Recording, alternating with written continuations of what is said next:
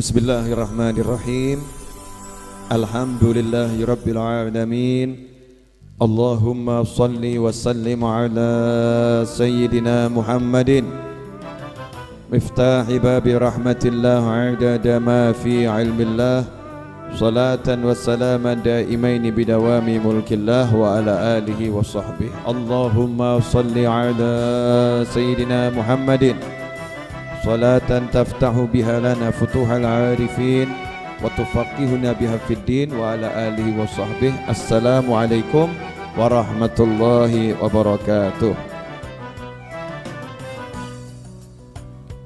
Sebelum majelisnya kita lanjutkan, maka mari kita penuhi adab-adab majelis.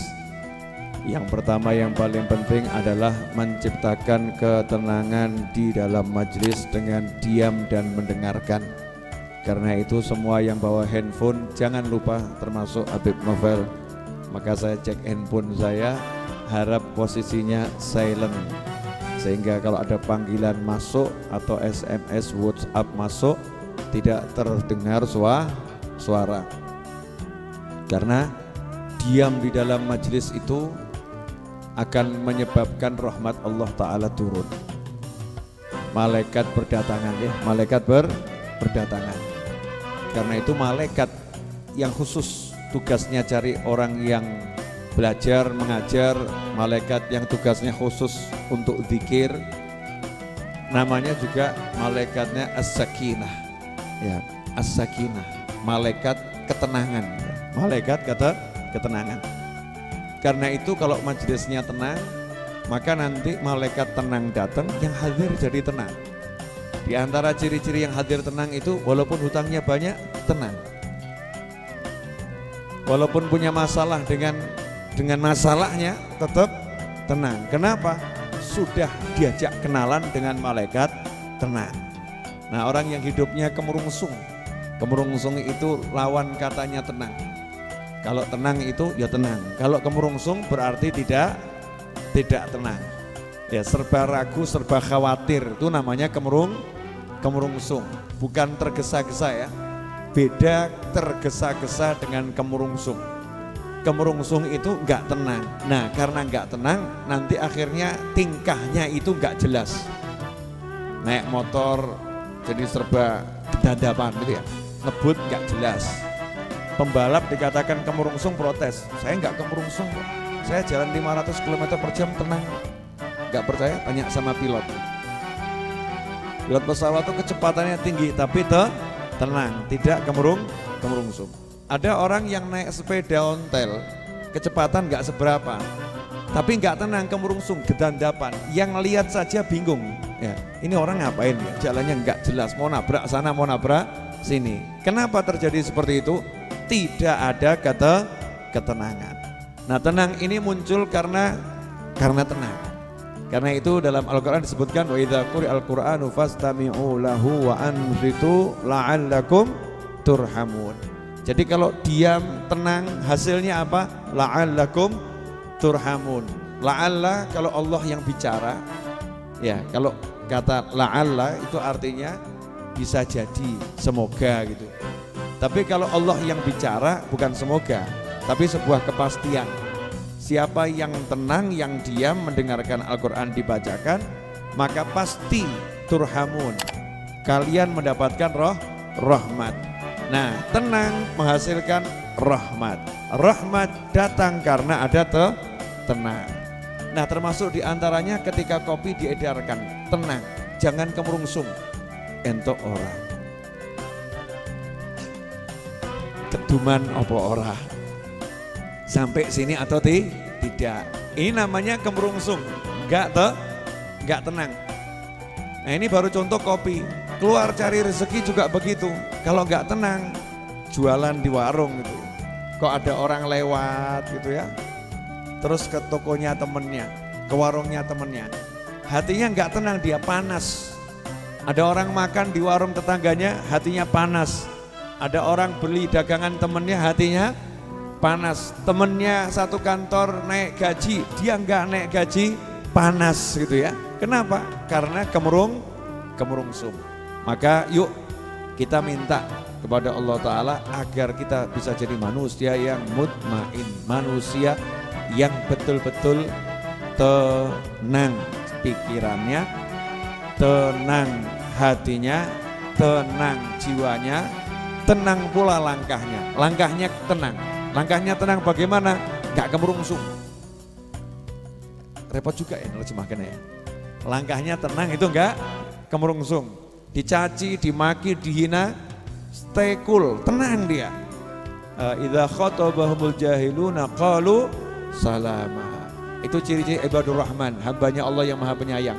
Kalau diajak bicara sama orang-orang bodoh dengan kalimat-kalimat yang enggak jelas, dicaci, dimaki, dihina, direndahkan, dia cuman mudah-mudahan saya selamat, mudah-mudahan kamu selamat. Monggo, lanjut. Tapi kalau pribadinya yang diserang, enggak respon panas itu enggak. Tenang saja. Alhamdulillah malam hari ini mudah-mudahan malaikat sakinah kumpul di sini. Kemudian kenalan dengan kita semua. Setelah itu kita pulang malaikatnya ikut. Ya, malaikatnya ikut. Kemudian malaikatnya jadi teman kita dimanapun kita berada, sehingga bawaannya kita itu nanti dimanapun jadinya tenang. Bu, kalau suami gak ngasih duit, ibu tenang atau kemerungsung? Sambil dincipi yang dapat kopi, tenang atau kemerungsung, Bu?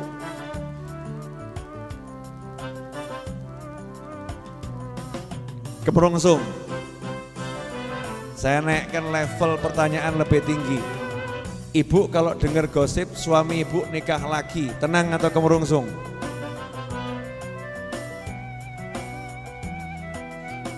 Gosip. Ibu tenang atau kemerungsung? Jawabannya cukup jelas dari atas sana sambil ngelempar kopi. Kemerungsung, Beb, ya, kemerungsung gak tenang. Nah, ini penyakit yang paling bahaya. Maka untuk menenangkan hati, menenangkan pikiran, menenangkan tubuh sudah disebutkan di Muqaddimah Kitab Arba'in An-Nawawiyah. Muqaddimah Kitab Arba'in An-Nawawiyah ini kalau dipelajari betul, maka insya Allah kita belum bahas 40 hadits udah tenang. Belum bahas satu hadits udah tenang. Kenapa? Karena Imam Nawawi dalam Muqaddimahnya telah mencurahkan pikirannya, mencurahkan hatinya, mencurahkan jiwanya, menitipkan nur ya min anwarih, sebagian dari cahaya jiwanya dititipkan dalam Muqaddimah kitab ini. Ya, dititipkan.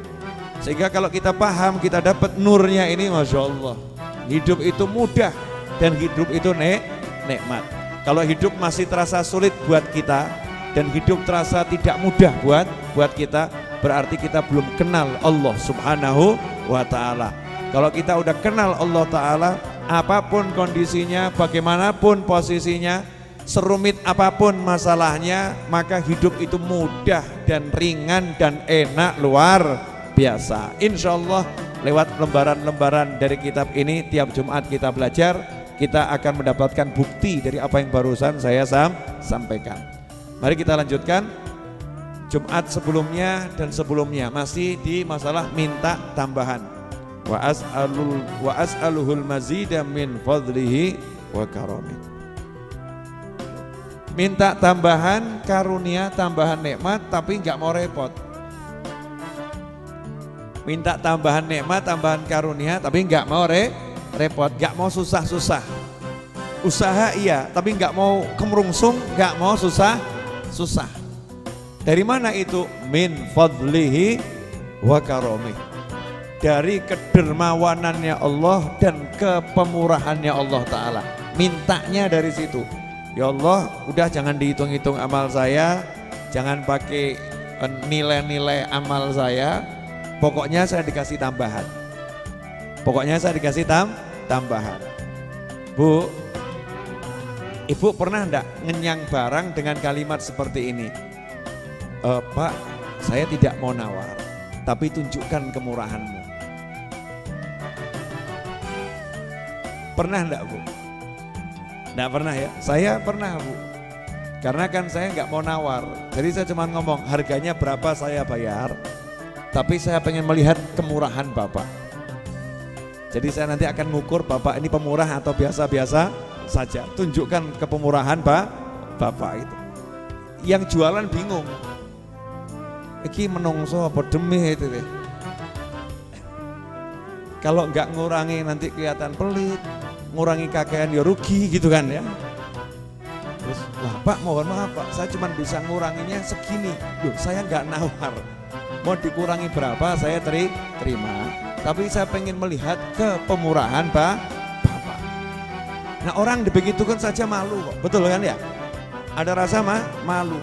Lah ini Allah yang maha kuasa, Allah yang maha pemurah, Allah yang maha kaya. Kita ngomong sama Allah, Gusti ya Allah, saya nggak minta hitung-hitungan karena kalau dihitung ya remuk. Dihitung ya remuk, hancur kita nih kalau dihitung ya. Saya cuma minta kasih sayangmu, dermawanmu ya Allah, maha pemurahmu tunjukkan kepada saya. Itulah caranya para wali kalau minta sama Allah Ta'ala. Caranya ilmu ngalem. Yo ngalem. Pak, ngalem itu enak enggak? Enak ya? Ngalem itu mesti hasilnya enak. Walaupun ditolak tetap enak. Nah, ini baru ngalem sama manusia enak, apalagi kita ngalem sama Allah Ta'ala, manja-manja dengan Allah Subhanahu wa Ta'ala, itu nikmatnya luar biasa. Itu kemarin alinea pertama muqaddimah. Alhamdulillah malam ini kita geser naik kelas menuju alinea kedua. Ya mudah-mudahan alinea keduanya bisa selesai malam hari ini, karena kalau tidak nanti muqaddimahnya nggak rampung-rampung. Boleh dilanjut? Tirukan saya ya. Wa asyhadu an la ilaha illallah al-wahidul qahhar al-karimul ghaffar wa asyhadu anna muhammadan abduhu wa rasuluh wa habibuhu wa khaliluh afdalul makhluqin al-mukarramu bil Qur'anil aziz al-mu'jizatil mustamirrah ala ta'aqubis sinin wa bis sunan al-mustanirati lil mustarsyidin al-makhsusu bi jawami'il kalim wa samahatid din salawatullahi wa salamuh alaihi wa ala sairin nabiyyin wal mursalin wa ali kullin wa sairis salihin. Alhamdulillah kita udah baca bersama-sama alinea yang kedua. Diawali dengan kalimat syahadat tauhid, wa asyhadu an la ilaha illallah. Kalau kita orang masuk Islam itu syaratnya mengucapkan dua kalimat syahadat. Kalau mengucapnya cuma satu belum muslim. Ini penting untuk dibahas. Ya, ada orang kok saya yakin sama Allah, saya percaya sama Allah, tidak ada Tuhan kecuali Allah, tapi saya nggak percaya sama Nabi Muhammad SAW. Saya mau nanya, orang yang seperti ini berarti percaya enggak sama Allah? Enggak. Kalau dia percaya sama Allah, dia pasti percaya dengan Nabi Muhammad SAW. Kenapa? Karena Allah yang mengutus Nabi Muhammad SAW. Karena Allah telah memilih Nabi Muhammad SAW sebagai kekasihnya, sebagai makhluk yang paling mulia yang diciptakan Allah Ta'ala, dan seterusnya dan seterusnya. Maka tidak ada kalimat saya percaya sama Allah tapi nggak mau percaya sama Nabi, nggak ada. Kemudian yang berikutnya, percaya sama Allah, percaya sama Nabi, Saya percaya sama Allah, saya percaya sama Nabi, tapi saya pilih-pilih ajarannya, gak bisa. Kalau udah percaya sama Allah, percaya sama Nabi, harus meyakini dan mempercayai semua ajaran Islam. Makanya kalau ada orang satu ajaran Islam tidak diyakini, gak dipercaya sama dia, maka dia belum jadi muslim. Saat itu juga dia keluar dari agama Islam. Contoh, saya percaya sama Allah, saya percaya sama Nabi, tapi saya gak percaya sama sholat. Saya nggak percaya sama zakat, saya nggak percaya sama puasa, maka dia bukan muslim. Walaupun mengucapkan 2 kalimat syahadat, irtadda min asbabil irtidad, itu sebab-sebab yang bisa menyebabkan orang keluar dari agama Islam. Jadi Islam itu bukan sekedar 2 kalimat syahadat. Walaupun kita nggak boleh menghakimi seseorang, percuma kamu mengucapkan 2 kalimat syahadat kalau nggak boleh kita bicara seperti itu. Iya. Kalau ada orang sudah mengucapkan 2 kalimat syahadat, maka dia sudah masuk Islam. Karena kita nggak bisa meneliti hatinya. Yang saya sebutkan tadi kalau nggak diucapkan, karena itu urusan hati. Kalau orang nggak mengucapkan seperti tadi, ya sudah dia muslim. Perkara hatinya punya keyakinan A sampai Z, yang tahu hanya dia dengan Allah Subhanahu wa ta'ala. Makanya kita nggak boleh menuduh ya dan menghakimi siapapun orangnya dengan kalimat kamu telah kafir, kamu telah kufur, kamu telah musyrik dan seterusnya, kecuali kalau ada perbuatannya yang menunjukkan kemusyrikan. Ya, atau ada perbuatannya yang menunjukkan dia telah keluar dari ajaran Islam dan keluar dari agama Islam. Nah, ini bahaya, gak gampang. Makanya hati-hati. Jangan suka musyrik-musyrikan orang lain. Iya. Ini fenomena kadang ada orang begini. Jangan terlampau muji-muji Nabi Muhammad SAW. Kamu tuh jangan terlampau muji-muji Nabi, puji-puji Allah. Jangan puji-puji Nabi. Nanti kamu mengkultuskan Nabi loh. Nanti kamu mengkultuskan Nabi. Puji-puji Allah. Jangan puji-puji Nabi. Nanti kamu mengkultuskan Nabi. Imam Nawawi menjawab. Ya, saya akan bahas kitab ini, nggak keluar dari sini ya. Bahas kitab ini. Kalau kita lihat Imam Nawawi tadi mengucapkan 2 kalimat syahadat, diawali dengan syahadat tauhid. Setelah wa asyhadu an la ilaha illallah, itu masih dijelaskan Allah itu bagaimana? Al-Wahidil Qahhar, yang maha sendiri, maha esa. Al-Qahhar, maha penakluk, penakluk. Al-Karimul Ghaffar, yang maha dermawan dan maha memaafkan, mengampuni. Baru syahadat Rasul, wa asyhadu anna Muhammadan abduhu wa rasuluh, dan aku bersaksi bahwasanya Nabi Muhammad SAW adalah hambanya Allah dan Rasulnya Allah. Pertanyaannya, titik sampai di situ atau ada kelanjutannya? Kalimatnya tadi itu titik sampai di situ atau ada kelanjutannya? Ada kelanjutannya. Kelanjutannya pendek atau panjang? Panjang. Yang panjang itu pujian untuk Allah atau untuk Nabi? Untuk Allah. Imam Nawawi hanya mengatakan asyhadu an la ilaha illallah al-wahidil qahhar al-karimul ghaffar. Selesai. Cuman nambah 4 asma Allah. Betul ya? Cuman nambah 4 asma Allah. Apa itu? Al-wahid, al-qahhar, Al-Karim, Al-Ghaffar. Nambah 4 setelah syahadat tauhid. Tapi coba, begitu syahadat Rasul bicara tentang Nabi Muhammad SAW, wa asyhadu anna Muhammadan abduhu wa rasuluh, Imam Nawawi nambahin wa habibuhu wa khaliluh, afdhalul makhluqin, al-mukarramu bil Qur'anil aziz, al-mu'jizatil mustanirati ala ta'uqub sinin wa bi sunanil mustanirati lil mustarsyidin, al-makhsusu bi jawami'il kalim wa samatiddin, sholawatullahi bla bla bla sampai akhir. Paham maksud saya enggak? Artinya Imam Nawawi ngajari, kamu kalau nyebut Allah itu nyebut semakin banyak nama Allah bagus. Kamu kalau nyebut Nabi, nyebut semakin banyak keistimewaan Nabi bagus. Memang seharusnya kita kepada Allah, kepada Nabi begitu, muja-muji. Muja-muji itu ajaran Islam. Ada ajaran namanya ajaran lambe. Sorry bro ya. Ibadah lambe. Nah, lambe itu apa? Pokoknya lambe. Mulut dengan perangkatnya, betul kan ya? Ibadahnya lidah. Mulut, bibir, lidah ini punya ibadah.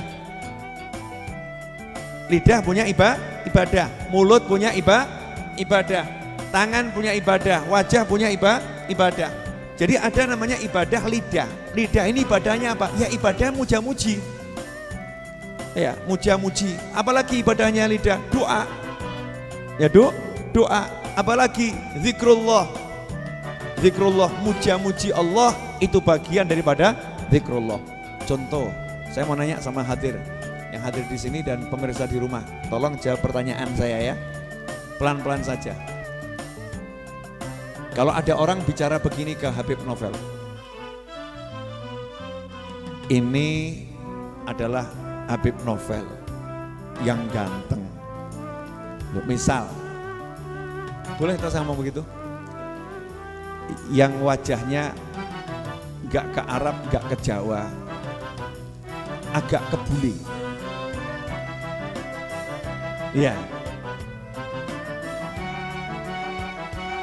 Yang wajahnya teduh, menenteramkan hati. Sabar, saya lagi muji diri sendiri ini.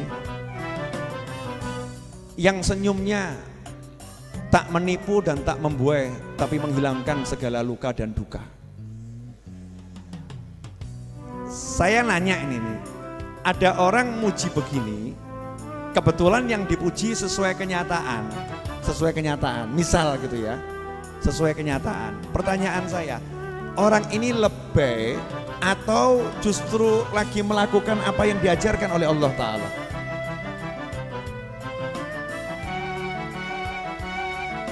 Pertanyaan. Jawabannya kita nggak bisa lihat hatinya orang, betul ya? Niatnya, oh tuh niatnya dia mau tuh paling ya nilai gitu ya. Apa nilai ki Indonesia nih apa? Modus. Punya niatan ini muji-muji padahal punya maksud tertentu. Itu hati, nggak boleh kita menghakimi, menghukumi hati orang lain. Syariatnya apa?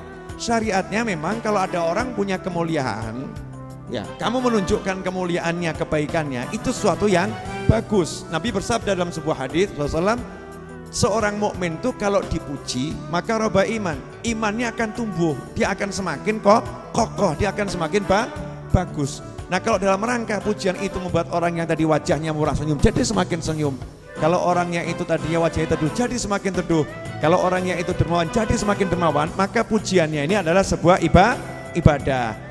Ibadahnya namanya muji. Sampai di sini jelas? Oke. Lawannya,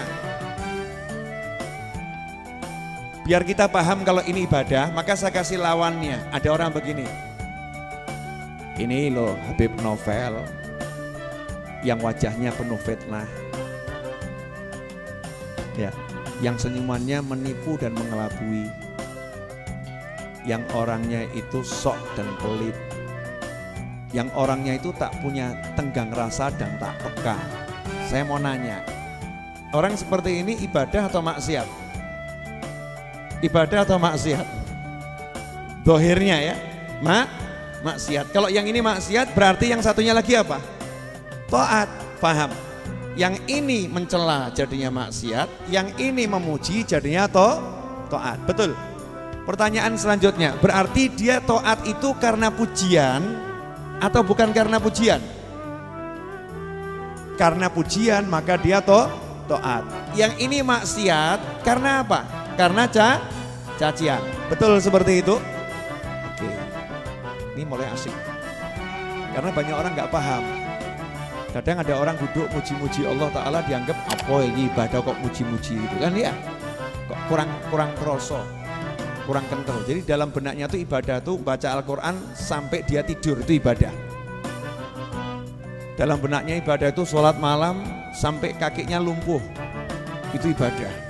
Jadi kalau duduk muji-muji Allah Ta'ala itu sepertinya bukan ibadah. Duduk muji-muji Nabi sepertinya bukan ibadah. Dalam benaknya seperti itu. Ini pandangan orang yang salah. Saya akan buktikan salahnya ya ini lewat mukaddimahnya Imam Nawawi dan apa yang kita jabarkan tadi. Boleh saya ulangi lagi? Jadi kalau ada orang muji-muji ayahnya, ibadah atau enggak ibadah? Namanya apa itu? Anak muji-muji ayahnya, namanya apa? Bekti sama orang. Kalau ada anak mencaci-caci ayahnya, namanya apa? Maksiat atau ibadah? Maksiat. Maksiatnya karena mencaci atau karena yang lain? Karena mencaci. Tadi ibadahnya karena memuji atau karena yang lain? Memuji. Anak ini nggak ngasih uang orang tuanya, anak ini nggak mijiti orang tuanya, anak ini hanya muji. Bapak ya Masya Allah, bapak ganteng loh Pak, Masya Allah awet nem ya Pak ya, bapak bla bla bla, muji-muji bapaknya. Ini ibadah atau nggak ibadah? Ibadah. Ibadahnya namanya apa? Muji, muji orang tua, betul. Kemudian dalam syariat masuk kategori yang lebih besar lagi, namanya anak itu anak apa? Anak yang berbakti sama orang tua. Anak yang seperti ini dapat apa? Ridhonya Allah subhanahu wa ta'ala. Berarti anak ini dapat ridhonya Allah ta'ala karena muji orang tua. Berarti hari itu dia dapat ridho, modalnya pujian. Jelas? Yang satu lagi duduk mencaci maki bapaknya. Bapak tuh memang gak punya perasaan. Hidup kok gak pernah di rumah, gak pernah ngurus anaknya. Ya pulang juga gak ngasih duit anaknya. Hidup gak pernah didik anaknya. Bapak itu cuman yang ditunjukkan caci maki, bentak-bentak, bapak, ngelek-ngelek bapaknya. Ini anak ini durhaka atau enggak durhaka ini? Syariat manapun durhaka atau enggak durhaka? Durhaka karena apa? Jelek-jelekan orang tua. Hasilnya apa? Dapat ridho atau dapat murka? Berarti dia dapat murka, modalnya apa? Lisan yang mencela orang tua. Saya naikkan sekarang. Boleh. Ada orang duduk seperti ini. Golek duit kok angel ya. Golek duit kok angel. Pasar kok sepi. Hidup kok seperti ini. Hidup kok seperti ini. Gimana ya hidup kok begini? Dipecat lagi. Rasanya pengen mati. Sampai kapan ya aku seperti ini? Tuhan memang tidak adil kepadaku. Saya mau nanya, orang ini lagi taat atau maksiat? Maksiat kelas ringan atau kelas berat? Kelas ringan atau kelas berat? Kelas berat. Gara-gara apa? Lidah. Betul kan, Li? Kita kan mau nilai kan harus lidah. Kalau hati kan nggak ngerti ya. Ini ada orang bicara, kita dengar, kita lihat, atau tulisan yang kita baca. Orang ini berarti maksiatnya luar biasa. Yang satu duduk sama duduk ngomong begini. Alhamdulillah, Masya Allah, pagi-pagi bisa minum kopi, Alhamdulillah. Allah ini baik banget ya. Melek moto nggak usah pesan oksigen, langsung cemepak. Ya bangun tidur nggak usah pesan oksigen, langsung cemepak. Masya Allah, mata juga bisa lihat istri yang solihah, anak yang nyenengkan, walaupun nggak ayu, nggak ganteng, tapi nyeneng hati. Alhamdulillah. Pertanyaan saya, yang kedua ini namanya ibadah atau maksiat? Ibadah besar atau kecil? Dengan apa dia ibadah? Dengan lisannya, dengan lidahnya. Oke. Sekarang saya ambil, tadi kalau untuk orang tua namanya bekti. Untuk Allah namanya syukur, yang satu namanya kufur, betul ya? Satu syukur, satunya kufur nikmat. Sekarang ada orang bicara seperti ini. Orang bicara begini ya. Oh, nabiku itu Nabi Muhammad SAW. Nabi Muhammad itu kekasih Allah loh. Nabi Muhammad itu hebatnya luar biasa. Oh, Nabi Muhammad itu mukjizatnya banyak banget. Al-Quran itu mukjizat yang luar biasa, kalamullah. Nabi Muhammad itu dia bisa menghidupkan orang yang sudah mati dengan izin Allah. Nabi Muhammad itu dia itu bisa menyembuhkan orang yang sakit dengan izin Allah. Nabi Muhammad itu beliau SAW itu kalau jalan gak ada bayangannya. Nabi Muhammad SAW itu beliau itu nanti yang mimpin seluruh makhluk Allah di hari kiamat. Nabi Muhammad SAW itu orang yang sudah di neraka, kalau Nabi minta masukkan surga, akan masuk surganya Allah Subhanahu wa ta'ala. Nabi Muhammad SAW itu Nabi. Saya mau nanya, orang ini lagi ibadah atau lebay atau mengkultuskan? Ibadahnya namanya apa? Muji siapa? muji Nabi Muhammad SAW. Pertanyaan selanjutnya, emang ada yang salah dengan muji Nabi? Gak ada. Kamu puji istrimu itu ibadah, kamu puji anakmu itu ibadah, kamu puji muslim yang lain itu ibadah, kamu puji orang tuamu itu ibadah, kamu puji nabimu itu ibadah yang luar biasa. Kenapa? Sekarang saya mau nanya, kalau Nabi punya mukjizat, yang ngasih mukjizat siapa? Kalau Nabi mampu menghidupkan yang meninggal dunia dengan izin Allah, berarti yang punya mukjizat itu siapa? Allah yang ngasih, betul? Kalau Nabi yang mimpin manusia di hari kiamat, makhluk Allah di hari kiamat, yang mimpin adalah Nabi Muhammad SAW, yang ngasih siapa? Berarti kita lagi muji siapa? Lagi muji siapa? Lantas kalau ada orang yang menolak, jangan puji-puji Nabi, puji-puji Allah saja, puji-puji Allah saja. Kita nggak boleh muji Nabi.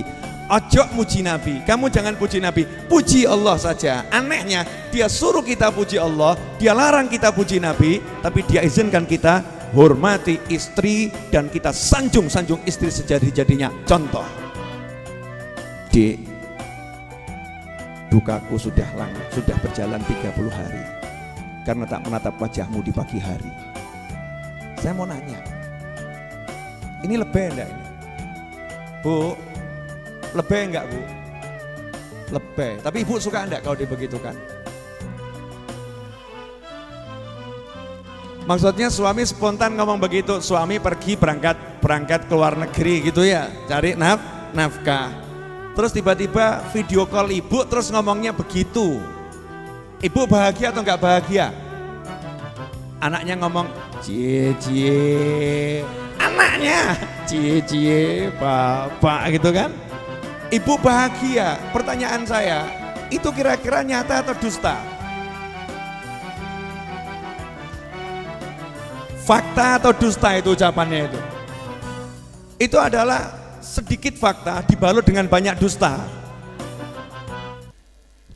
Sedikit fakta dibalut dengan banyak dusta. Tapi itu menyenangkan atau enggak menyenangkan? Itu ibadah atau bukan ibadah? Itulah satu-satu di antara satu-satunya ya dari sekian banyak dusta, di antara dusta yang menjadi ibadah, yaitu dusta untuk menyenangkan istri. Betul kan? Ada enggak yang bilang, kamu ngawur, kalimat seperti ini, Dek, tanpa dirimu aku tak dapat menjalani kehidupan ini. Saya mau nanya, orang begini musyrik enggak ini? Orang ini enggak musyrik, hatinya enggak musyrik, lisannya juga enggak kemusyrikan. Dia menunjukkan jati diri atau nilai istri buat dia, kemudian pengen menghibur istrinya dengan kalimat cinta, dan cinta itu serba lebih. Kalau kamu jatuh cinta enggak lebih, berarti palsu cintamu. Sekarang cinta harus lebih. Ya, cinta itu hanya 5 huruf, love itu 4, ya. Mahabbah, mim, ha, ba, tak marbutoh gitu kan ya. Mahabbah itu, mawaddah. Cinta itu memang hurufnya sedikit, tapi kalau udah bab cinta mesti harus lebih. Ya seperti Kanjeng Nabi Muhammad SAW. Gak enak aku, boleh ya ngomongnya. Nabi itu kalau bab cinta ya luar biasa. Masuk Kanjeng Nabi lebih, enggak tahu ya. Luar biasa, jangan pakai kata lebih untuk Nabi Muhammad SAW. Buat diriku lebih. Kalau Rasul luar biasa. Masa Nabi Muhammad SAW ini disuguhi minum sama istrinya, disuguhi istrinya ya. Rasul berkata pada istrinya Aisyah, Rasulullah SAW, kamu minum dulu. Saya contohkan ya, Aisyah, bismillahirrahmanirrahim. Sunnah Nabi minum itu 3 kali ya. Ambil nafas dulu.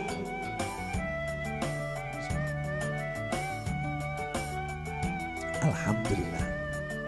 Enggak diinjak. Alhamdulillah. Selesai minum, diserahkan ke Nabi Muhammad SAW. Kalau kita tahu bekas bibir istri di sini, kalau kita puter. Bismillahirrahmanirrahim. Alhamdulillah. Kalau kita, Nabi Muhammad SAW babnya mahabbah, cinta. Ya, love is love, love not blind. Kalau blind nabrak jelungup repot kan ya. Orang cinta itu harus lihat kok ya. Orang buta pun tunanetra kalau jatuh cinta mendadak bisa melihat. Bener itu, orang tunanetra itu kalau jatuh cinta ngomong sama istrinya ya, yang istrinya tunanetra, dia tunanetra, dia akan berkata, keindahan parasmu mengalahkan purnama di malam hari. Tunanetra. Karena jatuh cinta. Masa kamu yang melek jadi buta? Kan ya enggak toh ya. Lanjut. Ini minum di sini. Diserahkan ke Nabi Muhammad SAW. Apa yang dilakukan Rasulullah SAW? Diputer, dicari. Ya, dicari mana bekas bibirnya Aisyah. Begitu ketemu, langsung diminum. Sama ditunjukkan tuh. Ya, ajib ya. Allahumma sholli wa sallim alaihi. Nabimu itu. Ya, Rasulmu begitu SAW. Tiruan nanti pulang dari sini lebih buat kamu lebih ya. Sama istri begitu. Kalau Rasul luar biasa, kesungguhan itu cinta begitu, tunjukkan. Ya ditunjukkan. Makanya orang-orang soleh karena hatinya itu sangat cinta pada Nabi Muhammad SAW, sangat cinta pada Nabi Muhammad SAW. Kalau udah nyebut Nabi SAW gak ngerim, gak mandek. Kalau gak digerim itu gak mandek, keluar terus dung, muji Nabi terus. Ya muji Nabi. Muji Nabi kenapa? Pengen nunjukkan ke Allah, ya Allah aku paham kekasihmu loh ya Allah. Ini kekasihmu toh ya Allah. Ini yang kamu sayang ya Allah. Aku paham beliau ya Allah. Tujuannya apa? Ya Rabb please love me too. Gitu loh. Paham gak? Apa? Jadi yang diincar siapa? Nabinya atau Allahnya? Allahnya, dalam rangka mengincar Allah. Ya Allah aku paham nabimu ya Allah. Ya Allah aku muliakan nabimu ya Allah. Ya Allah aku agungkan nabimu ya Allah. Tolong aku ya Allah ya. Aku menghargai kekasihmu ya Allah. Aku paham kekasihmu ya Allah. Allah senang. Lah ini Allah udah bilang ini kekasihku. Ini yang paling ku cintai. Kita tambah ngomong jangan puji-puji dia. Puji Allah yang saja. Ya Allah ya nesu toh ya.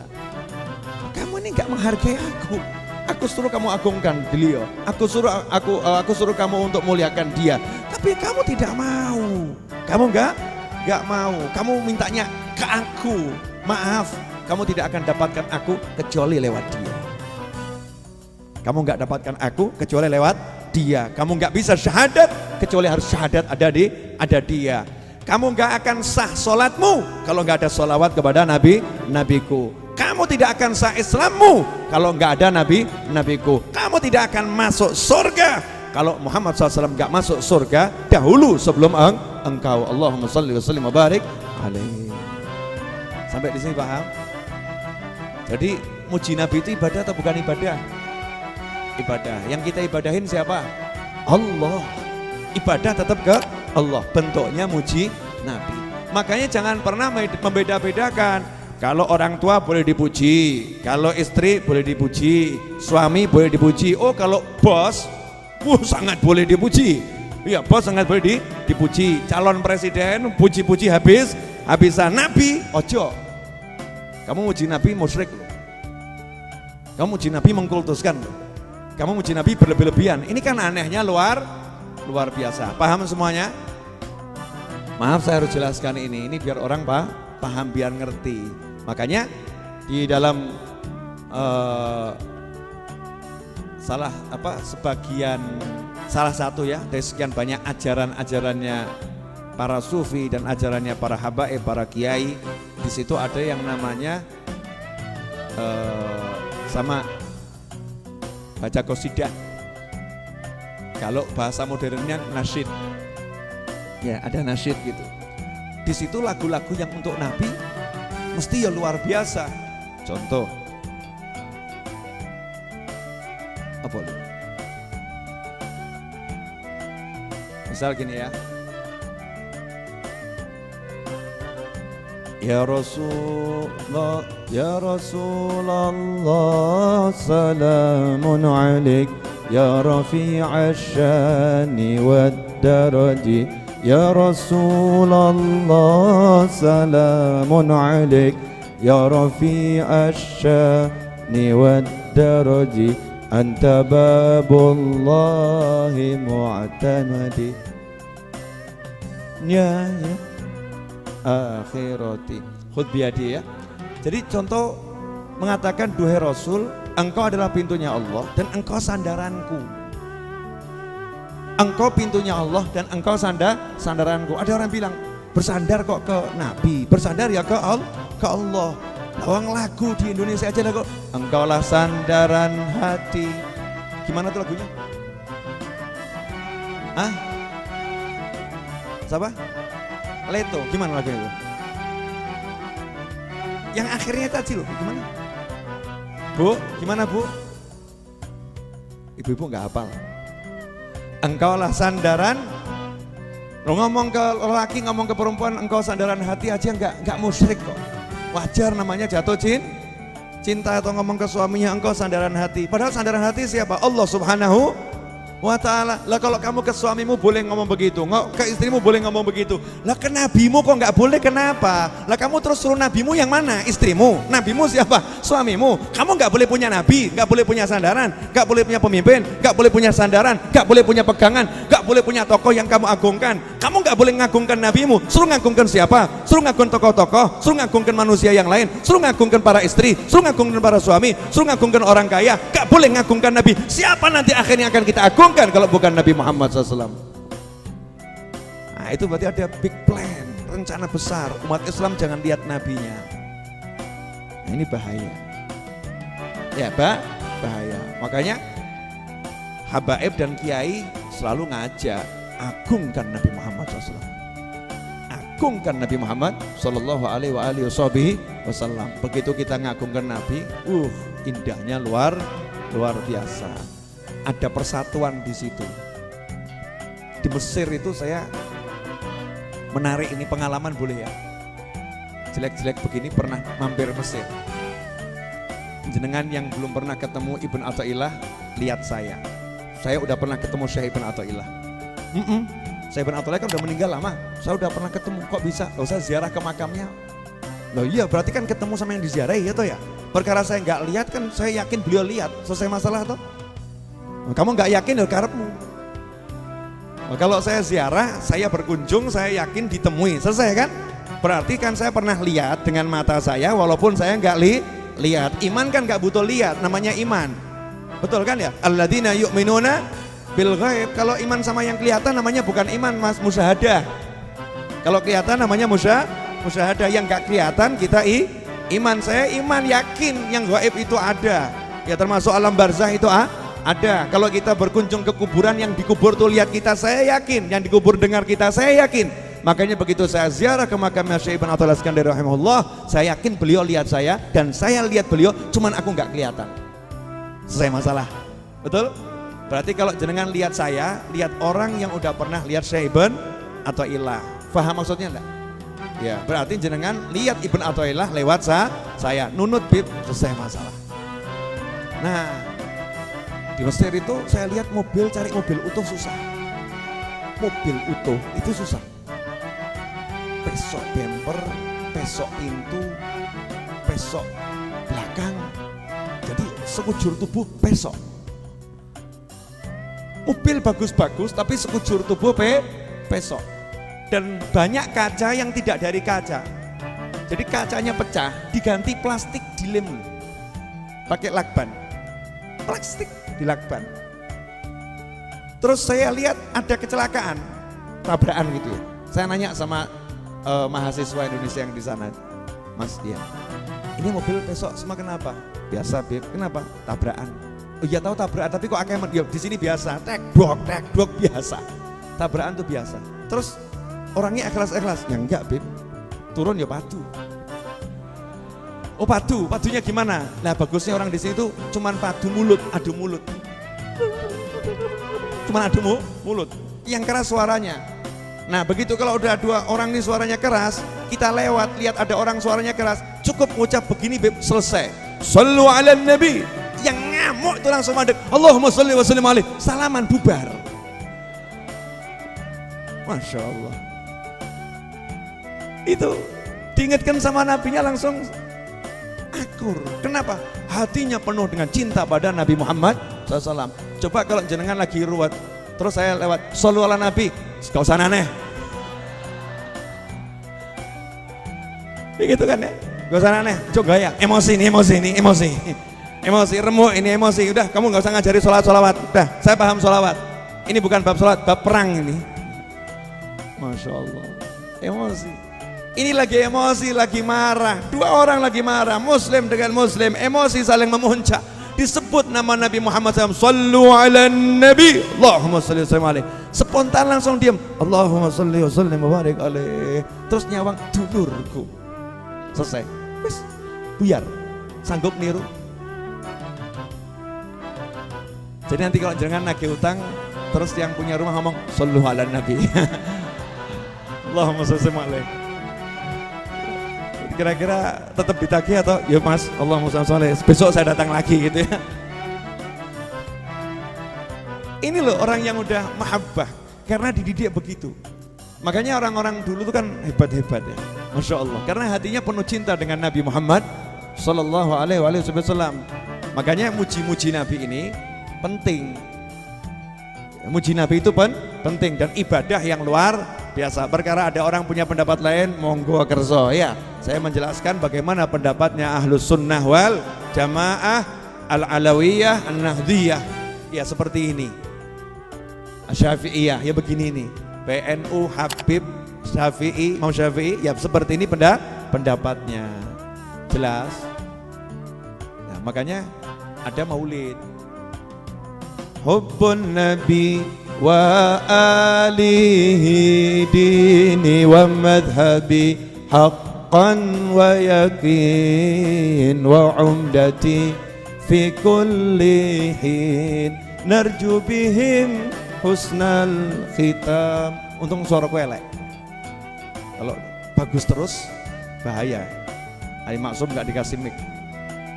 Ya suara saya itu kan bagusnya di awal, rodok apik didik. Begitu rodok lama didik, ngelokor. Makanya biasanya saya sadar sendiri nyenggak iki awal dok, baru meneng aku alon. Gak krungu gitu ya. Serahkan pada ahlinya. Hubbun Nabi wa alihi dini wa madhabi. Cinta Nabi dan keluarganya itu adalah agamaku. Maksudnya agama di sini bukan agama. Artinya jalan hidupku. Din itu artinya banyak. Hubbun Nabi wa alihi dini wa madhabi. Dan konsep hidupku, jalan hidupku, konsep hidupku yaitu cinta Nabi dan keluarga Nabi. Dini wa madhabi haqqan wa yakin. Aku ucapkan ini dengan penuh kebenaran dan keyakinan. Wa umdati fi kulli hin. Setiap saat aku bersandar pada cinta Nabi dan cinta keluarga Nabi. Dan aku berharap dengan berkat mencintai mereka semua nanti aku mendapatkan husnul khotimah. Ini orang yang gak dengar, yang gak paham ngomong, apa itu? Kok nyanyi-nyanyi muji Nabi? Dibilang agamanya cinta Nabi. Musuh agama kok cinta Nabi? Gak paham dia. Yang dimaksud di situ adalah cara hidupnya dalam memegang agama Islam adalah dengan mencintai Nabi Muhammad SAW dan keluarganya. Dan inilah cara sahabat. Sayyidina Abu Bakar As-Siddiq radhiyallahu ta'ala anhu mengatakan, aku ya mendekati keluarga Nabi berharap apa? Berharap agar mendapatkan cintanya Allah Ta'ala dengan mendekati keluarga Nabi Muhammad Sallallahu Alaihi Wasallam. Begitu cara hidup para sahabat dan begitu seharusnya cara hidup seorang muslim. Dan ini dapat darinya nyanyian dari lagu. Itu ibadah.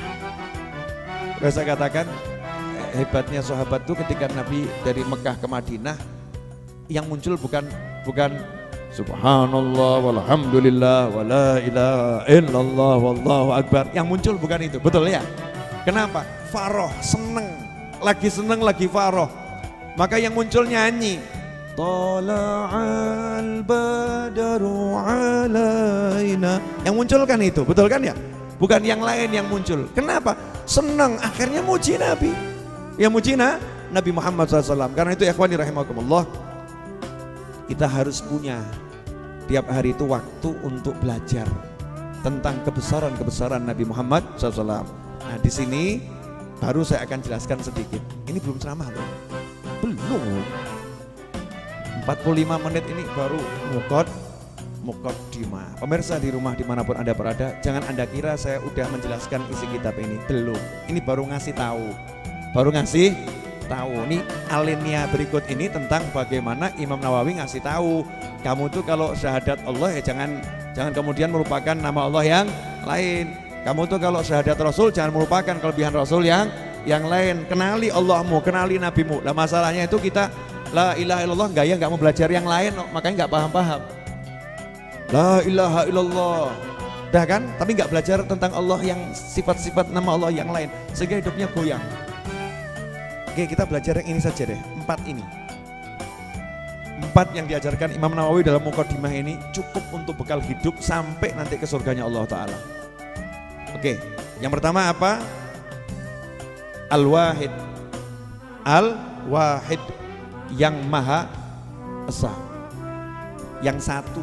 Wahid itu satu. Al-Wahid. Qul huwallahu ahad. Katakan Allah itu Maha Esa. Ini bagian dari Pancasila. Pancasila itu ngambil dari yang begini-begini, ketuhanan yang Maha Esa. Bukan cuma ketuhanan, Pancasila satu, ketuhanan, enggak ada. Ketuhanan yang Maha Esa. La ilaha illallah al-wahid, yang Maha Esa. Apa manfaatnya paham ini? Banyak. Paham satu ini sebetulnya cukup. Sekarang saya mau nanya pada semuanya ini. Yang pernah kerja angkat tangan, yang pernah kerja. Ayo ngangkat tangan, ayo. Ini teknik menghilangkan ngantuk. Pernah kerja, mungkin sekarang pengangguran gitu kan ya, yang pernah kerja angkat tangan. Makanya saya yang pernah kerja angkat tangan, mungkin sekarang pengangguran. Tapi kan pernah kerja kan, bidang apapun. Coba dicek ya, dicek. Selama ini kamu merasa yang ngasih rezeki Allah atau bosmu? Cek dulu. Cek hatimu, cek pikiranmu dulu. Ayo, selama ini kamu merasa yang ngasih rezeki Allah atau bosmu? Loh, berubah. Tadi katanya Allah, jangan tertekan loh, saya enggak menekan loh ya. Jangan dalam tekanan. Ayo Bapak Ibu jawab dengan jujur. Kita ini kerja ngalor ngidul ngetan ngulon cari duit, kita merasa yang ngasih rezeki Allah atau kerjaan kita dan usaha kita? Berubah lagi. Yang betul yang mana ini? Loh, memang betul yang ngasih rezeki Allah. Saya nggak tanya pengetahuan, saya nggak tanya ilmu. Ya, anak kecil pun diajari yang ngasih rezeki adalah Allah. Anak kecil pun paham, betul. Yang saya tanya bukan ilmumu, pengetahuanmu, bukan yakin percayamu, imanmu. Saya yakin, saya percaya Anda iman. Yang ngasih rezeki Allah Subhanahu wa Ta'ala. Yang saya pertanyakan adalah apa yang kamu rasa tiap hari?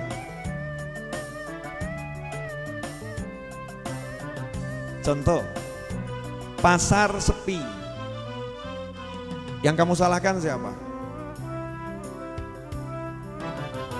Pasar, betul kan? Pasarnya sepi. Pertanyaan kedua, kalau pasarnya sepi, perusahaannya sepi, kemudian tokonya sepi, dagangannya sepi. Pertanyaan saya berikutnya ya, merasa tenang atau agak resah? Saya nanyanya agak loh, kok jangan resah? Oh, saya rubah pertanyaannya. Tenang atau resah? Enggak agak ya, memang resah betul ya? Resah. Baiklah, pertanyaan berikutnya. Jadi kalau pasarnya sepi, tokonya sepi, kerjaannya mulai enggak jalan gitu ya. Pelanggan-pelanggan mulai pergi, ya tagihan menumpuk. Ya tagihan menumpuk, kebutuhan nggak bisa dikurangi karena udah dikurangi semua. Setentean nih. Hatinya tenang atau resah? Resahnya gara-gara apa? Simple, bukan masalah utang. Utang berapapun kalau punya uang tenang, betul? Betul kan? Berarti yang buat resah apa? Pasarnya sepi. Yang buat tenang kalau pasarnya pasar rame, tenang, betul. Pasar rame, pasar sepi. Jawab jujur. Pasar rame, pasar sepi.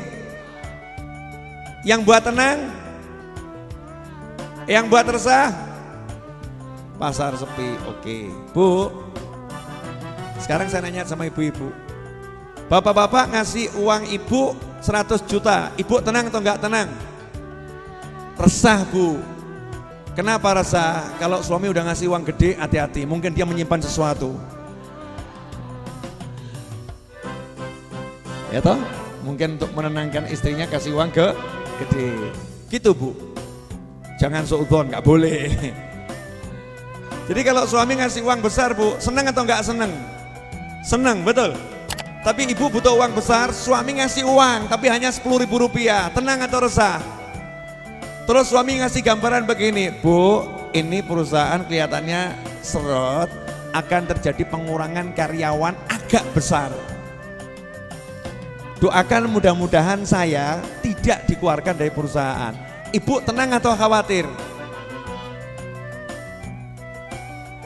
Saya cuma mau menyamakan persepsi atas dan bawah, ternyata sama, betul? Betul? Oke, sekarang cek. Semua ngucap kalimat syahadat enggak? Ngucap toh? Siapa Tuhannya? Siapa Tuhannya? Ada Tuhan lain? La ilaha illallah. Siapa Tuhannya? Siapa Tuhannya? Banyak atau satu? Satu atau ada yang lain? Enggak ada yang lain? Cuman Allah? Cuman Allah? Siapa yang ngasih rezeki? Siapa yang membuat rezeki sempit? Siapa yang melapangkan rezeki? Paham kita semua itu? Terus masalahnya di mana?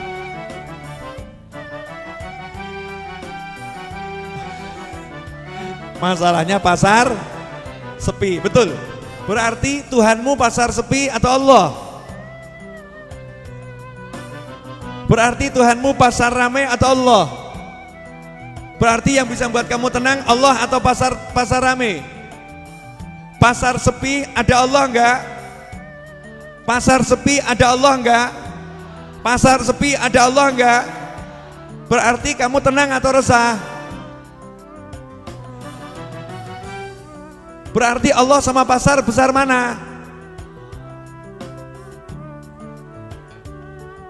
Buat kita ini tadi yang resah-resah. Ulangi dikit boleh ya? Oke. Pasar sepi resah, pasar rame tenang. Betul? Tuhannya siapa? Tuhannya siapa? Kalau punya Allah tenang atau enggak tenang? Kalau punya Allah tenang atau enggak tenang? Ketika pasar sepi punya Allah enggak? Ketika pasar sepi punya Allah enggak? Punya. Kenyataannya tenang atau resah? Berarti punya atau tidak?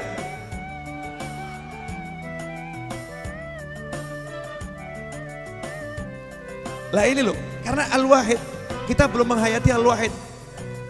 Yang ada Allah ya, cuman Allah. Kalau yang ada Allah, yang punya rencana besar tuh cuman Allah, yang ngatur semuanya cuman Allah. Ya mestinya ya tenang toh, mestinya toh tenang.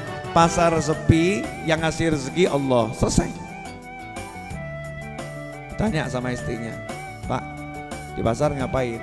Ya di toko. Nah, kau pulang nggak bawa duit, nggak ada yang beli. Nah, kenapa nggak ada beli? Ya nggak ada yang ke pasar. Nah ngapain kamu di pasar? Ya jualan. Lah yang mau beli siapa? Ya nggak tahu. Lah pasarnya sepi atau rame? Sepi. Sepi biasa atau banget? Banget. Banget seperti apa? Gak ada yang masuk. Lah ngapain kamu masih di pasar? Ya jualan. Lah ngapain jualan kalau nggak bawa uang? Suaminya jawab, nah mana pernah aku tahu ada orang mau beli atau orang tidak mau beli. Bahkan yang sudah di depan mata sudah nawar, sudah jadi, mau bayar bisa gagal kok Bu. Mau bayar bisa gagal kok. Kadang pasarnya itu sepi, tiba-tiba kita anggap sudah mau tutup, udah pulang semua, datang orang juga beli. Tugasku menanti Bu, perkara ada orang mau beli, ada orang gak mau beli, aku gak ngurus. Aku menanti rezeki dari Allah yang Maha Esa. Cuman Allah yang ku nanti Bu, bukan yang lain. Masya Allah, iki bojo, laki-laki, gentleman. Bu, terus Tuhanmu siapa? Jadi kalau suamimu gak ngasih uang, Tuhanmu siapa?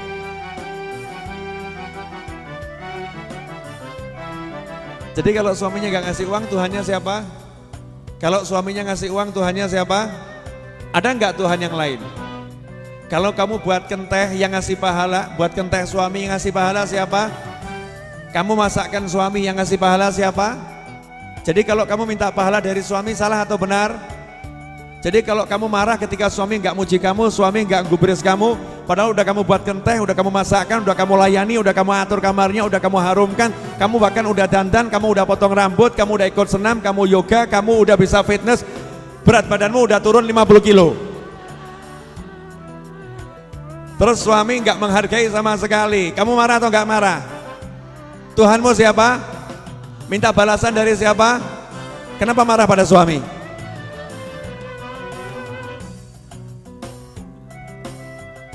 Ya itu, karena nggak bisa lihat Allah itu loh. Saya tuh heran, kok kita nggak bisa lihat Allah itu kan berarti kan geblek tuh ya. Bodohnya luar biasa kita ini, sangat bodoh. Kalau nggak bisa lihat Allah, bodohnya luar biasa. Loh ini semua miliknya Allah, yang ngasih Allah. Bahkan dikirim Nabi, dikirim Rasul, ditinggali kitab Al-Quran, ditinggali ucapan Nabi, ditinggali ulama, dicetakno Gusti Allah, la ilaha illallah. Tenang no pikirmu. Kok jawab, tapi Gus pasar sepi Gus. Balik situ lagi. Suami-suami, dah ganti topik. Moga diunjuk kopinya. Ini kapan naruh kopi ke sini? Hah? Saya nggak tahu loh kopi ini ada yang naruh di sini. Karena aku terpesona melihat keindahan wajah kalian. Maka kopi ini sempat tidak terlihat olehku. Ketika wajahmu telah membosankan, kopi ini mulai tampak ya. Moga diunjuk. Ya nggak apa-apa pura-pura gitu loh ya.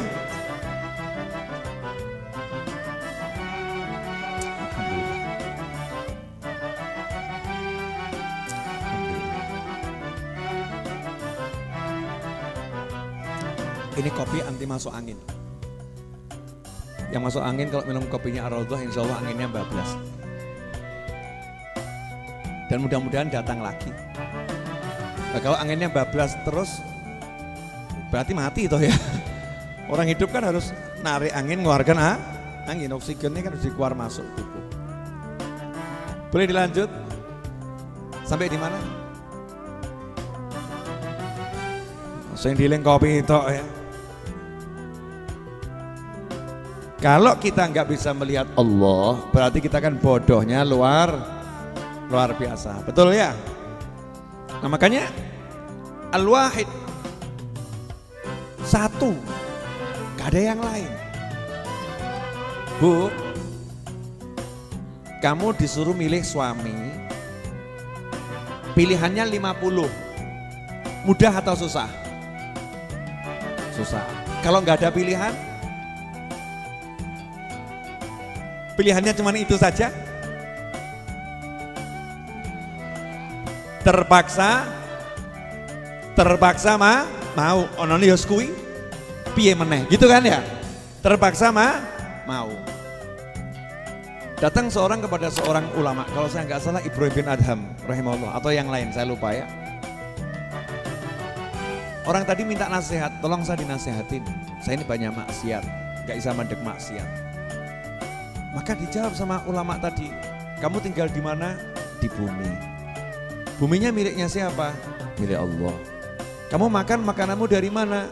Dari bumi. Yang ngasih kamu makan siapa? Allah. Terus kamu maksiat kepada siapa? Nangis dia kepada Allah. Ya kepada Allah. Allah lihat kamu enggak? Lihat. Jadi kamu sanggup bermaksiat kepada zat yang ngasih kamu makan dan mengizinkan kamu tinggal di rumahnya dan melihat dirimu seutuhnya, terus kamu bermaksiat di hadapannya. Kamu sanggup seperti itu? Seketika langsung nangis, tobat, selesai. Karena wali-wali Allah tuh gitu, bisa buat orang klik lihat Allah. Yang dimaksud lihat Allah di sini paham punya Allah. Lah kita ini hidup sekian lama, sholat 17 rakaat satu hari.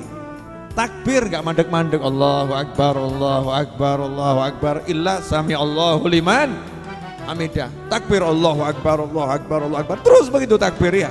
Takbir, tasbih, tahmid. Itu kerjaan kita dalam sholat. Tapi kenapa kok gak bisa ngerasa ya punya Tuhan ya? Ini problem loh. Punya Tuhan gak kerasa, punya HP aja kerasa kok. Betul ya? Saya punya ini rojok krosol, handphone, ini handphone. Kalau ketinggalan saya cari, handphone saya mana? Tak cari, handphone punya krosol. Ketinggalan saya cari. Krosol punya duit, baru terima uang 200 juta. Krosol punya duit, duitnya ditaruh di tas, digegem, dipegang atau dibuang, dipegang gitu ya. Kemudian masuk mobil, dilihat di mobil nggak ada, dicari atau didiamkan. Ketinggalan di mana ya? Dicari, betul kan? Karena merasa punya, betul tak betul? Pertanyaan saya, kita merasa nggak punya Allah? Jadi kalau lagi pasar sepi, kamu merasa nggak punya Allah? Lagi pasar rame, kamu merasa nggak punya Allah? Lagi masalah dengan istri, orangnya hadir. Ya, hadir entah di rumah atau di mana kan, ini majelis kan kemana-mana, betul ya? Lagi masalah punya istri, kamu punya Tuhan enggak? Kamu punya Allah enggak? Lagi masalah dengan suami, kamu punya Tuhan enggak? Kamu punya Allah enggak? Lagi punya masalah, kamu punya Tuhan enggak? Begitu kita ingat, saya punya Tuhan, saya punya Allah, la ilaha illallah, enggak ada Tuhan kecuali Allah, al-wahid, Allah cuman satu, tenang langsung. Kenapa tenang langsung? Karena begitu ingat Allah yang satu, paham yang bisa nolong hanya Allah. Ya, dan Allah punya rencana. Ini kepalanya jalannya ke sana, hatinya jalannya ke sana, adem, ayem, tentrem. Nah, kalau orang nggak punya Allah lain, pasar sepi, kemungkinan masuk daftar pegawai akan dipecat. Ya, sementara bulan depan anak mau nikah, yang satu ini anak lagi mau khitan, yang satu anak lagi masuk kuliah, akan bayar kuliah, yang satu ibu baru masuk rumah sakit dalam perawatan, yang satu istri bulan depan hamil anak ke-15, ya mau lahiran, ya Allah gitu kan, piye gitu. Nyebut ya Allah piye gitu. Nyebut ya Allah piye gitu. Saya mau nanya, ini kalimat nyebut ya Allah piye gini, kalimat apa ini kira-kira nih? Kalimat orang yang yakin sama Allah atau orang galau? Galau ya, piye ya Allah piye gini. Nah kalau dia paham Allah mesti kan bukan piye ya Allah, nggak akan ngeluh begitu sama Allah. Justru jadinya indahnya luar biasa, laporan. Gusti, laporan. Malaikat kanan menyimak, kiri menyimak ya. Malaikat bagian mengangkat doa ke langit menyimak.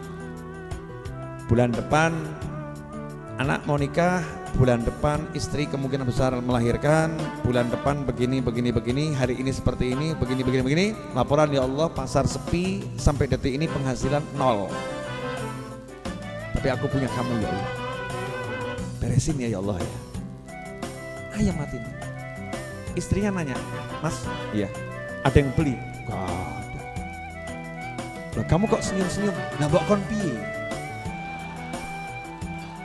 Saya tuh heran sama kamu. Ini warung sepi, kamu minta wajah saya seperti apa? Saya senyum salah, saya merengut salah. Terus aku mbok kon piye? Suruh gimana? Ya mbok rojok dimelas-melas no titik. Dibuat iba-iba dikit wajahmu dulu Mas. Ya gak bisa, aku tenang kok. Kamu tenang gimana? Kenapa kamu tenang? Saya udah laporan. Laporan ke siapa? Ke temanmu pengusaha yang sukses. Oh iya, yang punya pengusaha sukses. Siapa Mas? Oh, kamu juga kenal kok. Cuman suka lupa sama dia. Siapa Mas? Masya Allah, teman saya ini yang punya kekayaan semuanya. Semua kekayaan miliknya. Mas, stres sama kamu Mas. Sepanjang hidup kita tuh kenalannya orang-orang al-maratu wal miskinu. Kamu bilang kenalan orang kaya itu dari mana? Nah Mas, yang ada tuh teman datang tambah mau ngutang Mas, gak ada yang ngutangi Mas. Kamu lupakan teman kita yang satu ini. Siapa? Allah. Bujuni terus jawab, Allah sih ya Allah Mas, tapi tokonya sepi Mas. Ada enggak model wanita seperti ini Bu? Ada enggak? Pertanyaan saya, ini yang salah istrinya atau suaminya? Loh, ada dua pendapat tuh. Pendapat yang kelompok istri model begini mengatakan, iya, Ya suami jangan terlampau pede doanya kabul. Jangan terlampau pede doanya kabul. Ini kalimat lebih menyesatkan. Jangan terlampau pede doamu kabul. Padahal Nabi mengajari syarat terkabulnya doa harus pede doanya kabul. Wa anta muqinun bil ijabah. Kalau kamu nggak pede doamu kabul, itu tanda doamu nggak kabul. Gampang ya? Gampang toh? Nah kok ini istri ngajari, udah Pak, kamu jangan doa begitu. Yang begitu-begitu itu kalau Habib Novel, Habib Syekh gitu ya. Nah itu pantas, kabul. Kamu niru kok Habib Novel, Habib Syekh. Aduh mas, terus iki riwayat rekoso mas. Terus ciri-ciri rekoso akan menghampiri dirimu mas. Masya Allah, naudzubillah min dzalik. Ya harusnya begitu, lapor aja sama Allah Ta'ala. Saya hari ini tadi tuntas membayar angsuran cicilan tanah ya, cicilan tanah asrama santri itu kan beli 7,7 M ya, tiap bulan cicil minimal 500 juta. Yang bulan Juli itu saya transfer selesainya hari Jumat ini ya, total alhamdulillah selesai 500 juta. Yang bulan Agustus yang punya tanah ngomong, Habib minta tolong saya ada perlu mendesak, tolong nanti akhir Agustus siapkan 1 miliar ya. Biasanya kan 500 nih, nanti akhir Agustus minta 1 miliar. Jenengan kalau jadi saya, ngumet apa tenang? Jujur wae bloko. Mumet atau tenang? Hah? Makanya nggak jadi saya. Mumet atau tenang? Jujur. Mumet. Yang mumet itu mesti mikirnya begini, ya buktikan nanti. Yang membuat orang dapat berita begini mumet karena langsung mikirnya aset. Betul. Sumber penghasilan. Betul. Aset, sumber penghasilan. Betul kan? Kemudian dana cadangan, entah dengan hutang atau piutang, ya kan? 3 hal itu yang paling memungkinkan untuk dipikirkan ketika orang ditarget. Kamu bulan ini harus ada penghasilan 1 miliar minimal. Langsung mikir, tek, asetku ini, tek, ini. Begitu asetnya cuma 50 juta, stres.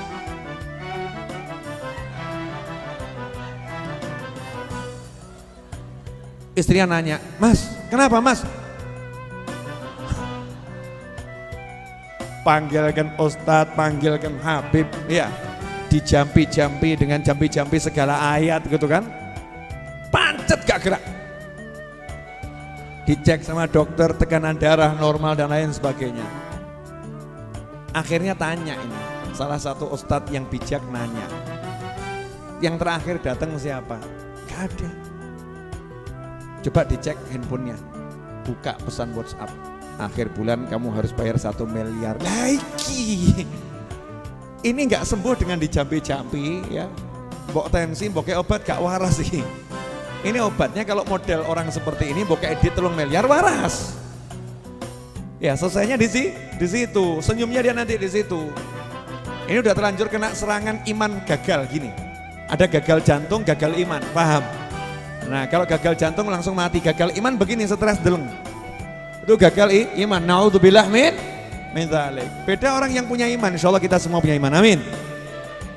Punya iman, orang kalau punya iman itu apapun peristiwanya nggak pernah ngecek diri dan makhluk. Jadi jangan gagal, al-wahid. Akhir bulan 1 miliar, langsung lihat, aku punya Allah. Aku punya Allah. Tenang dia. Lapor, ya Allah, akhir bulan harus bayar 1 miliar. Sementara biaya pembangunan tiap bulan itu ya gaji tukang dalam 1 pekan sekitar 20 juta. Gaji tukang ya, 1 bulan 20 juta. Material tuh tagihannya ya sekian puluh juta. Ya 1 bulan bisa ratusan juta. Jadi saya butuh paling tidak bulan ini ya Allah 1,5 miliar. Paling sedikit bulan ini butuh 1,5 miliar.